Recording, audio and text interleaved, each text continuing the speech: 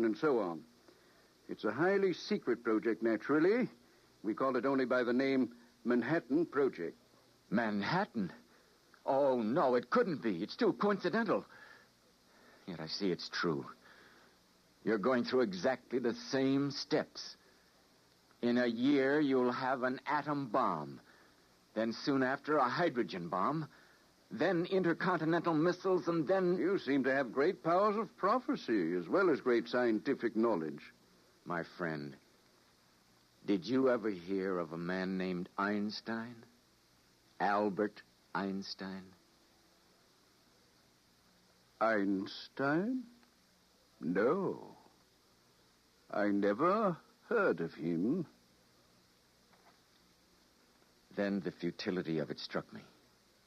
The futility of trying to place the guilt of all of us on any one man.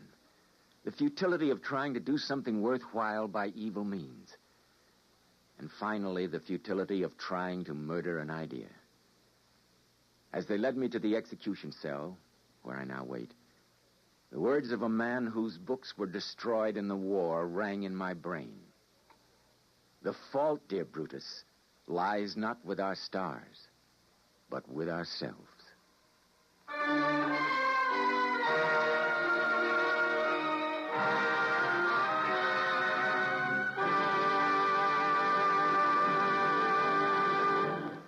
Fred Collins again. I'll have another word about X-1 in just a moment.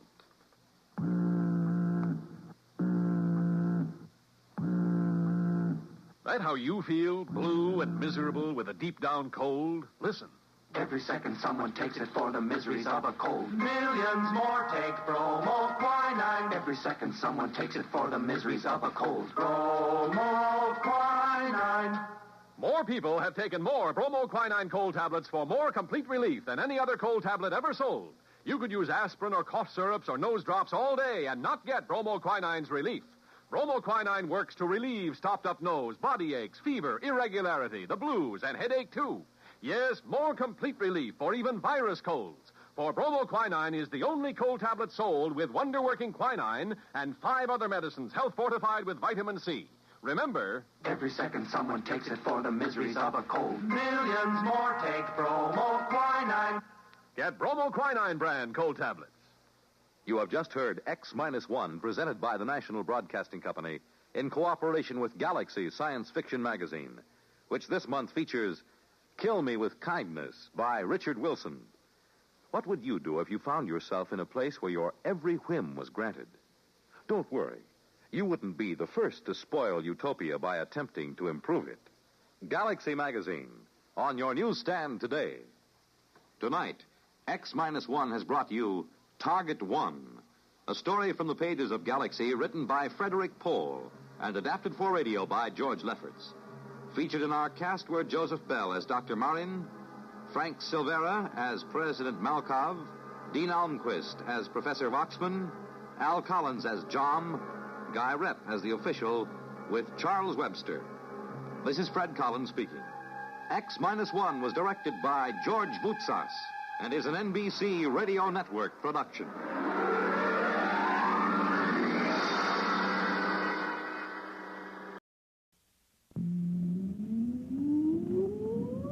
Countdown for blast off. X-5, 4, 3, 2, X-1, fire.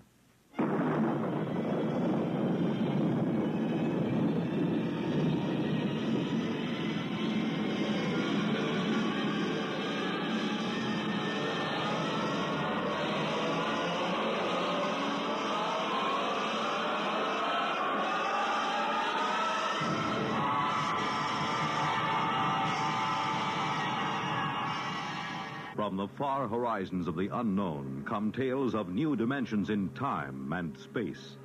These are stories of the future, adventures in which you'll live in a million, could be years, on 1,000 maybe worlds. The National Broadcasting Company, in cooperation with Galaxy Science Fiction Magazine, presents X minus 1.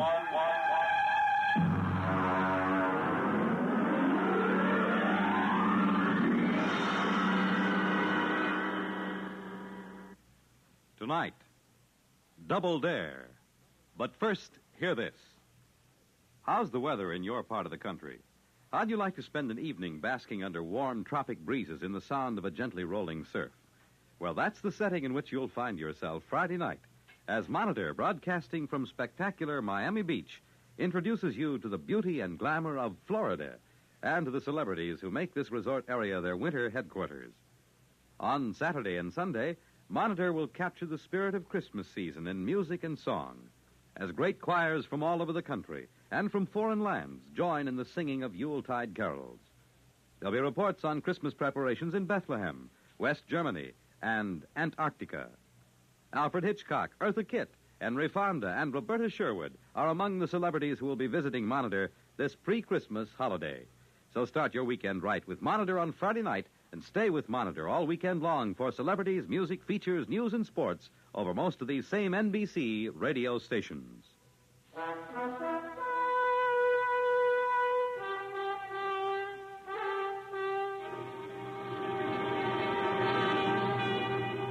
Now, X-1. And tonight's story, Double Dare. Our ship sat down on the planet Domerang right on schedule. Kemmeridge and I stood at the viewport and watched the big Domerangi official cross the field to our landing ramp. He was dressed in a bright yellow tunic, green-gray buskins, and was wearing a glittering jeweled diadem. He was walking in that ponderous way those people always walk. And it seemed like a long time before he actually reached the ramp and climbed into the ship. Welcome aboard. Greetings, gentlemen. I see you have come through the trip in fine shape. My name is Plorvash. I'm your liaison while you are with us. My name's Marner. Pleased to meet you. And I'm Kemmeridge. Well, what happens now, Plorvash? You have landed at a space port just outside our capital. I have come to take you to your quarters. We are providing you the finest accommodations our planet can offer. We want your working conditions to be of the best. Glad to hear it. The actual test will begin as soon as you wish. May I offer you good luck? Oh, we won't need it. It's not a matter of luck at all. It's brains. Brains and sweat. Very well. This is what you are here to prove. It ought to be amusing in any case, whatever the outcome may be.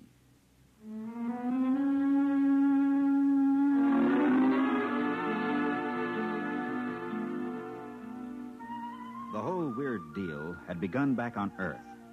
And it started where most arguments like this start, in a bar. Kemmeridge and I are top engineers back home, and when this visiting Domerangi made a few cracks about our civilization being second-rate in technology, we made a few choice remarks about his own technology. Well, the thing got to the news agencies and created quite a stir. It finally led to a regular interplanetary controversy over who had the best technical brains, Earthmen or Domerangi. So, here we were, Kemmeridge and I, sitting in an alien hotel room millions of miles from home, staring glumly at the walls. Well, we're here, Marner. We're here. And we're going to show them up and go home rich and famous. You got that? Oh, I hope we can show them. Well, we've got to. Between the two of us, we can match anything they throw at us. Well, can't we? Sure we can. Just look at this door mechanism, for instance. A simple cybernetic mechanism. Yeah. Ordinary gadget. Not nearly as efficient as our kind, either. That's just the point. Apparently, these Domerangi aren't half the sharks they think they are. We said we could duplicate anything they showed us, right? Yeah. And they've got two of their engineers on Earth trying the same stunt. Okay, so if our boys stick them and we dope out everything they throw at us here, we've won. The State Department's counting on our versatility, Marner. That's all we need. Versatility, cleverness, and hard work. We'll beat those silly-looking pants right off them.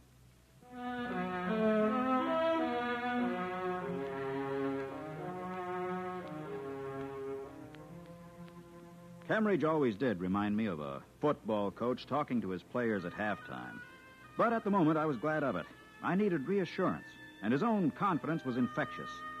I cheered up, and by the next morning, we were ready to begin our part of the test. Plorvash came to see us again. Well, good morning, Plorvash. Good morning, gentlemen. According to agreement, we have equipped our most modern laboratory for you.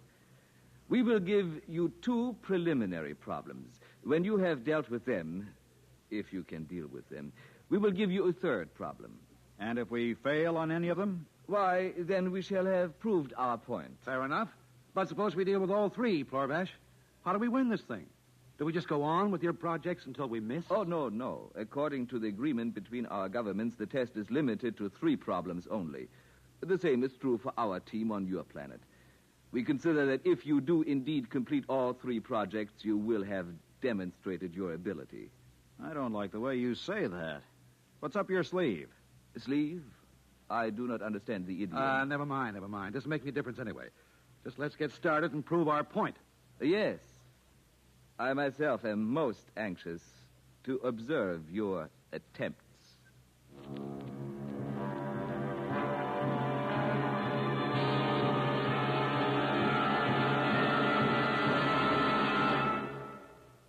We return to X-1 and Double Dare in just a moment.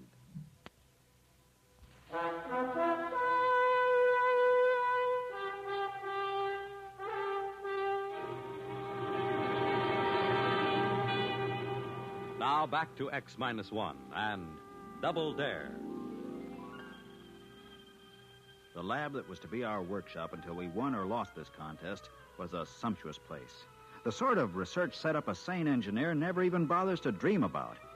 We stood there admiring it, Cambridge and I, while Plorvash waited for one of us to say something. Well, we're impressed. Man, it won't be hard to pull off miracles in a lab like this. You're making it easy for us, Plorvash. We are honest people. If you fail, it cannot be blamed on poor working conditions. Okay. When do we start? At once. Observe your first test. What, that little plastic bottle? The contents. It is a depilator.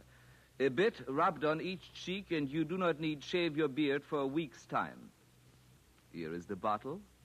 Duplicate the product. But we're engineers, not chemists. Never mind, Miner, never mind. Okay, Plorvash, that's the first project. Give us the second at the same time. That way we'll each have one to work on. 2 projects at once? Very well, gentlemen, as you wish. The second is a trap for small house pests. Oh, like our mouse trap, huh? Oh, I do not know your mouse trap. But this is a most ingenious device. Our house pests are color sensitive, and this trap flashes colors as a lure. To catch vorks, we use this. For flames, we activate this device. And so on. Well, as you can see, it is most versatile. We have supplied you with an ample number of vermin of different sorts. They are in cages there at the rear of the laboratory. I believe you have everything else you need. You mean this is all? Duplicate these 2 products, if you can. Okay. And we'll let you know the moment we finish. Yes, do that. I didn't like the way he looked when he said that. There was a catch to all this somewhere, but I didn't have time to think about where it might be. Cambridge and I went to work on our project at once. It wasn't nearly as hard as it should have been. Within 4 days, we summoned Plorvash back to the lab. Do you mean to say you have finished already? Naturally. Stay where you are, Plorvash. I want to show you something. All right, Cambridge, activate the trap. Check. All right, stand back. I'm going to open the cages. Oh, no, don't. Those vermin, they'll be everywhere. Too late. Here they come. Oh, but you're mad. But they'll be everywhere. Close that door. Stand where you are and watch. You see? See that? But this is impossible. All running to the same place. Our trap. Look at that. They're in. Every last one of them. Remarkable. Yeah. We've improved on your model. We've built a better trap. Your model only deals with one species at a time. Ours handles every variety. It really is rather surprising. I suppose now you want to know about the depilator. That was easy, you know. With the equipment you gave us, chemical analysis is a snap. But I'm afraid we've improved on the original model here, too. You have? In what way? They're used at the proper strength. This depilatory of ours can last indefinitely. The effect seems to be permanent. Indeed. This is a fairly impressive performance, gentlemen. You may be interested to know that your counterparts on Earth have also passed their first 2 tests successfully. Oh, well, good for them. So, it all depends on the 3rd test then, huh? It does indeed. Shall we have that one now? Why waste time? Is that it? That thing on rollers that you've got covered up back there? Yes. Permit me to remove that cover. A machine of some kind.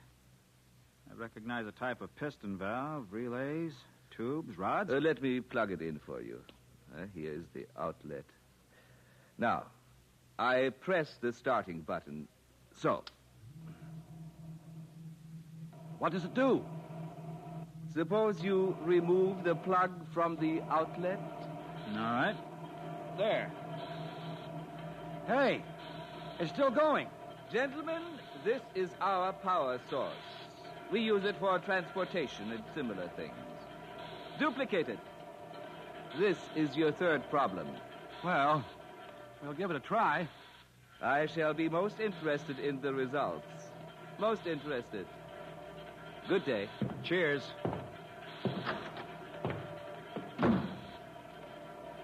Well, Cambridge, the machine's still going. Yeah, I see. I wonder, can we build a perpetual motion machine?